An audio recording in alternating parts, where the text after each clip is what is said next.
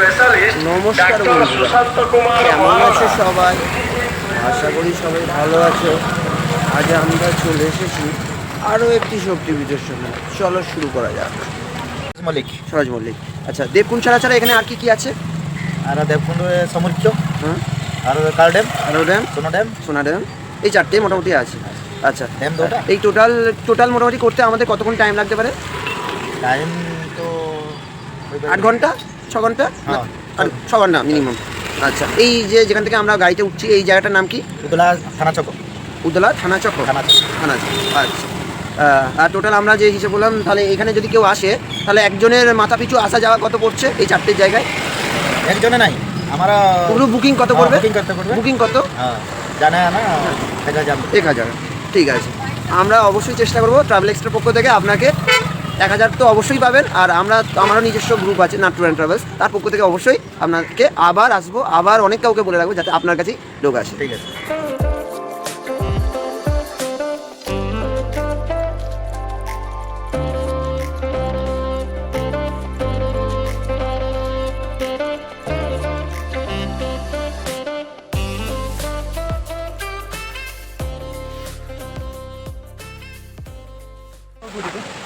আমরা চলে এলাম পঞ্চসাগর বারাহি শক্তিপীঠ। চলুন সবাই দেখে নিন।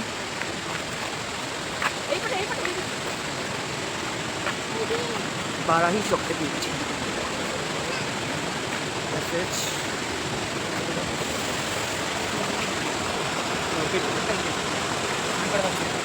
এই সেই শক্তিপীঠ যেখানে চটির নিচের দাঁতের অংশ রয়েছে দেবী অম্বিকা বারাহি নামে পরিচিত।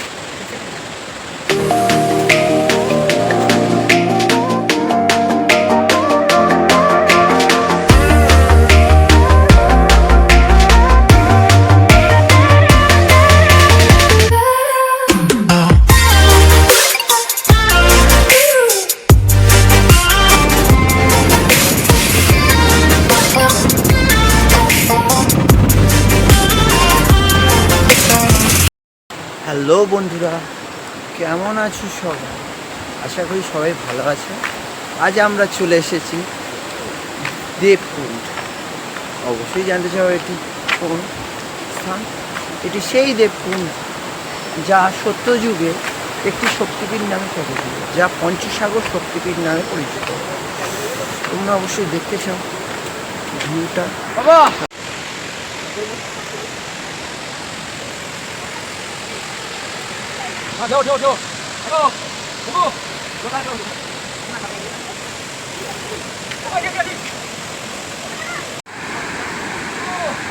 পঞ্চসাগর শক্তিপীঠ।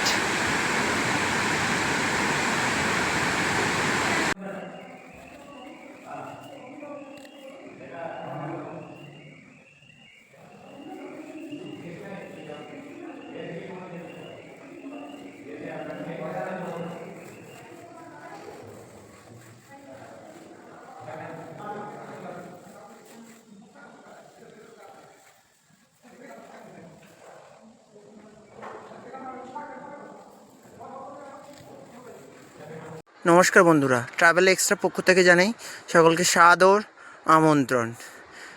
আমি শুভঙ্কর নিয়ে চলে এসেছি আর একটি শক্তিপীঠের সন্ধানে, অম্বিকা বারাহি শক্তিপীঠ, যাকে আমরা পঞ্চসাগর শক্তিপীঠ বলেও চিনি।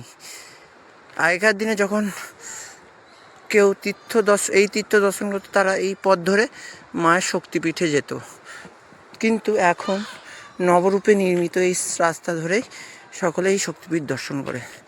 আপনারা দেখতে পাচ্ছেন আমরা ঠিক কতটা উঁচুতে এখন আছি। রাস্তাটার খাড়তা দেখছেন, কি জঙ্গলময় পার্বত্য উপত্যকা। অপূর্ব না? অপূর্ব পরিবেশ, সুন্দর সিদ্ধ পরিবেশ। জয় মা অম্বিকা বারাহি শক্তিপীঠ। দেবী অম্বিকা, অমৃতা, মহারুদ্র ভৈরবায় শ্রীচরণে প্রণাম। ট্রাভেল এক্সট্রার পক্ষ থেকে সকলকে জানাই সাদর আমন্ত্রণ। আজ আমাদের অম্বিকা বারাহি শক্তিপীঠ দর্শন সম্পন্ন করলাম। জয় মা দুর্গা।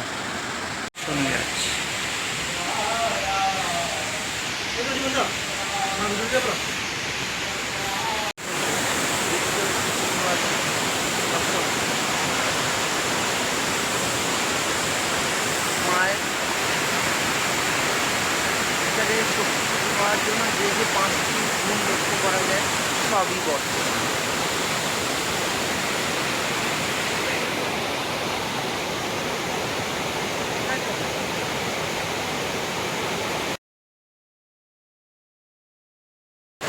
এই স্থানটিতে 5 কুণ্ডের জল এক জায়গায় পরিবর্তিত হয়ে এক জায়গায় মিশেছে। আর এই ঝর্ণার জলের গর্জনের সঙ্গে সাগর বা সমুদ্রের গর্জনের মিল থাকার কারণে এই স্থানটি পঞ্চসাগর অর্থাৎ পঞ্চসাগরে নামে পরিবর্তিত হয়। দেখে নিন আজকের সেই পঞ্চসাগর দেবকুণ্ড। ওই 1 2 3 4 5 6 টোটাল 5টা কুণ্ড আছে এখানে।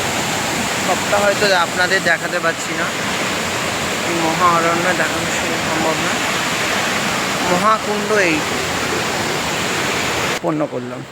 আশা করি সকলের ভালো লাগলো।